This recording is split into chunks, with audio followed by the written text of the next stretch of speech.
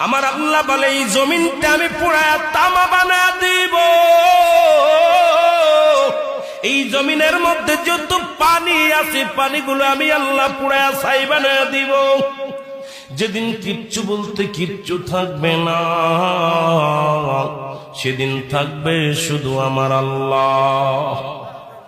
আজকে কার জন্য সুদ খাও, কার জন্য ঘুষ খাও, কার জন্য ব্যভিচার করো, কার জন্য অন্যায় করো রে মন, কার জন্য তোমরা এত বাহাদুরি করো।